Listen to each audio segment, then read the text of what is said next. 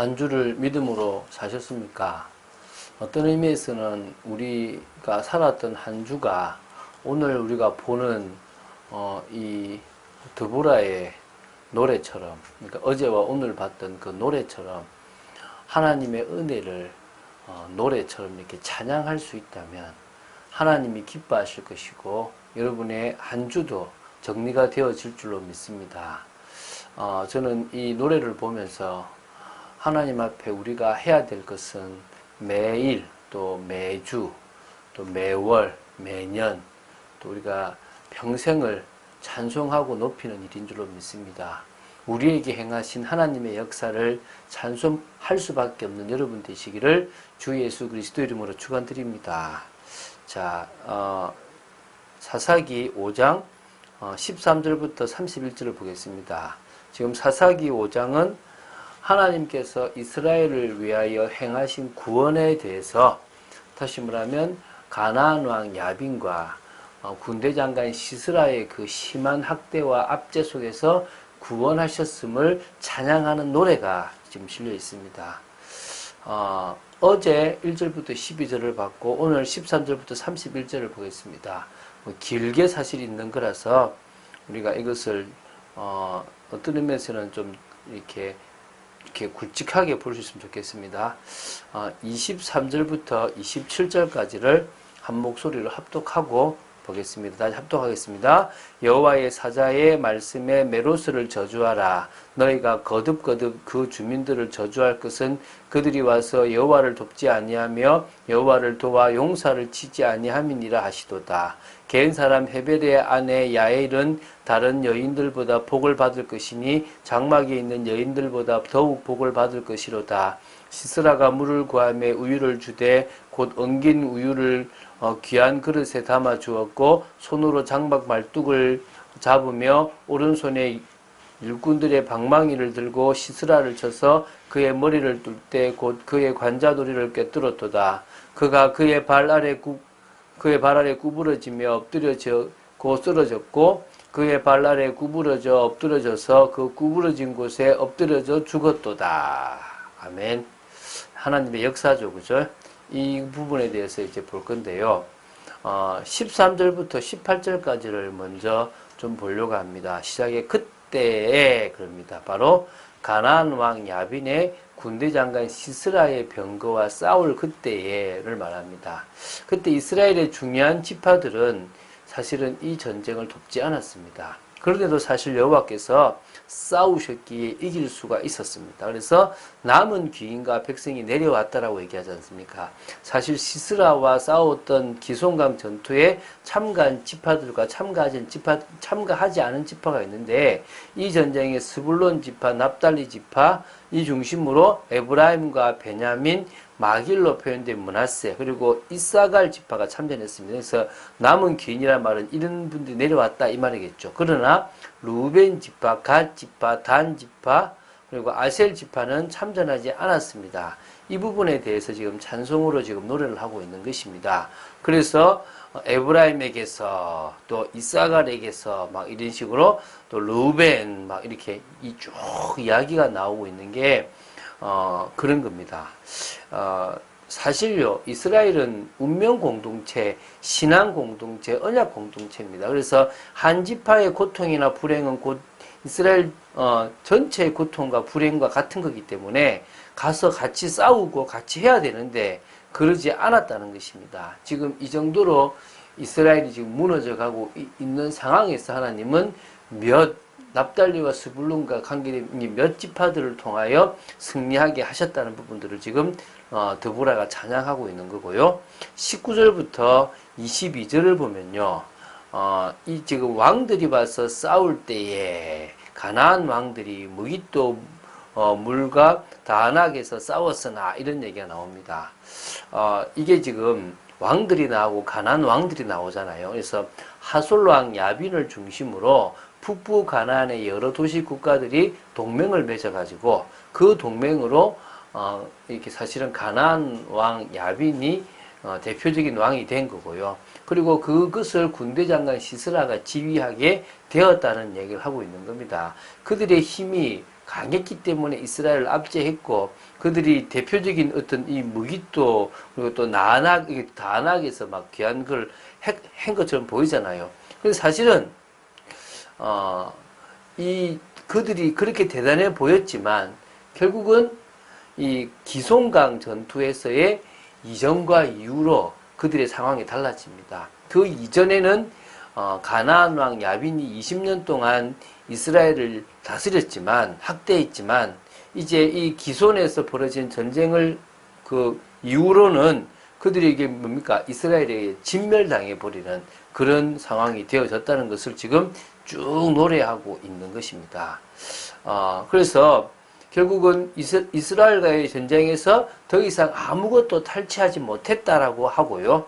오히려 이스라엘에서 진멸당해 버렸기 때문에 하나님의 도우심으로 이 상황을 이겼다라는 것을 지금 노래하고 있는 것입니다.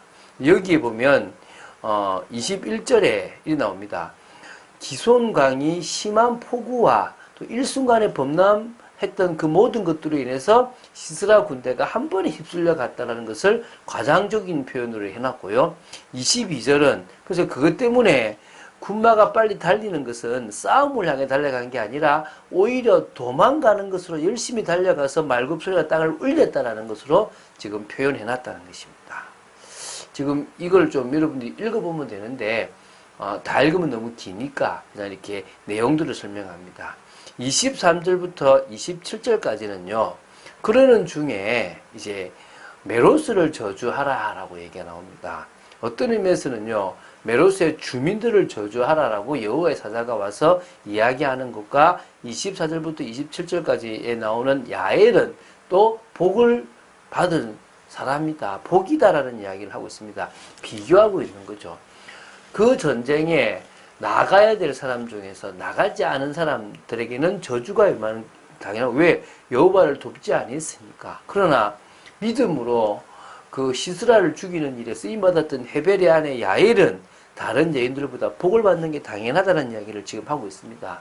한마디로 사사기 4장 17절부터 22절에 있었던 그것을 지금 노래로 만들어서 시스라가 물을 구함에 우유를 주고 엉긴 우유를 귀한 그릇에 담아 주었다. 손으로 장박 말뚝을 잡으며 오른손에 일꾼들의 방망이를 들고 시스라를 쳐서 그의 머리를 뚫 때 곧 그의 관자놀이를 깨뚫었다. 그러면서 이제 그가 그의 발 아래 구부러지며 엎드려졌다. 이런 얘기를 쭉 하고 있는 겁니다. 하나님이 야엘을 들어서 쓰신 거죠. 28절은 또 기가 찬 얘기가 나옵니다.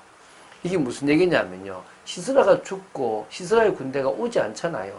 그럼 시스라의 어머니가 창문을 통해서 바라보면서 기다리실 거 아겠습니까? 그러면서 이제 막 부르짖겠죠. 그의 병거가 어찌하여 더디어 오는가? 그의 병거들의 걸음이 어찌하여 늦어지는가? 라고 할 것입니다. 근데 그때요. 지혜로운 시녀들이나 스스로 대답하기를 너무 많은 노량물 때문에 지금 그거 나눠주고 한다고 지금 막 바쁜 거 아니겠냐. 전쟁에 패한 거거나 아니면 다른 나쁜 일이 생겨서가 아니라 너무 승리의 결과가 풍성해서 일어나지 않겠냐라고 할 수 있을 거다. 그러나 뭡니까? 31절에 여호와여 이제 드보라가 마무리 짓죠. 주의 원수들은 이와 같이 망하게 하시고 무슨 말입니까? 시스라가 망한 것처럼 앞으로도 이스라엘을 대적하는 모든 원수들은 망하게 하시고 시스라가 망인 것처럼 그리고 오히려 뭡니까? 주를 사랑하는 자들은 해가 힘있게 도둠같이 하시옵소서. 하나님이 힘을 주시고 역사해달라고 하는 겁니다. 당연한 거 아니겠습니까? 하나님 우리가 가는 모든 걸음에 우리를 대적하는 자를 멸하시고 우리가 주님의 힘을 가지고 나아가 계시옵소서. 물론 이것의 전제는 우리가 하나님께 방향 맞추고 나아가느냐의 문제이지 않습니까? 내가 내 뜻대로 나아가는데 주님이 역사하시지는 않습니다. 주님이 원하시는 일에 나아간다면 당연히 역사하시게 되어 있습니다. 그래서 결론적으로 그 땅이 40년 동안 평온했다. 드보라가 사사로 있는 그 40년 동안 평온함을 찾게 되었습니다. 구원의 역사가 있었다는 것입니다. 여러분, 여러분의 인생에도 저의 인생에 하나님의 구원의 역사가 당연히 있습니다. 그것을 우리가 노래로 부르고 찬양으로 드릴 수 있게 되기를 바랍니다. 그 일이 있기 위하여 믿음의 도전을 하는 여러분 되시기 바랍니다. 자, 우리가 한 주간 동안 구부로 섬 선교라는 제목을 가지고 말씀을 나눴습니다. 전도라는 것이 해도 되고 안 해도 되는 게 아니라 저는 뭘 잡았냐면 내가 해야 될 전도 현장, 또 내가 만나고 전해야 될 사람들을 두고 생각하게 되었습니다. 여러분의 인생에 하나님이 원하시는 것에 방향 맞추면 됩니다. 그래도 나는 뭐 어떻고 그런 핑계를 대지 마시고 말씀이 선포되었으면 아멘 하고 그 말씀에 순종할 만큼 여러분의 믿음의 사람 되시면 될 줄로 믿습니다. 흑암부터 꺾어 나가시기 바랍니다. 지금 이제 몇 주 동안 어떤 전도에 대한 이야기를 좀 할 겁니다. 그런 전도에 대한 이야기를 우리가 할 때, 우리가 정말 우리 마음에 해도 되고 안 해도 되는 부담된다가 아니라, 당연히 내가 응답받을 것이다. 나의 전도 현장은. 내가 마음에 품고 기도해야 될 영혼들은. 이런 마음들을 가진다면 가장 축복이 될 줄로 믿습니다.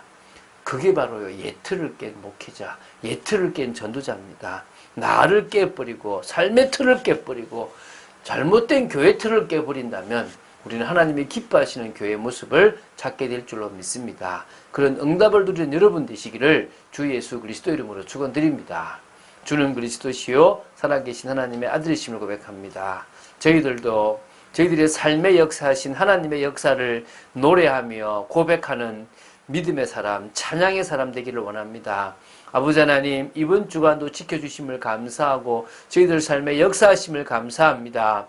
앞으로도 일평생 주님을 찬양하며 높이며 간증하는 믿음의 사람으로 서게 하여 주시옵소서. 주 예수 그리스도 이름으로 기도드립니다. 아멘.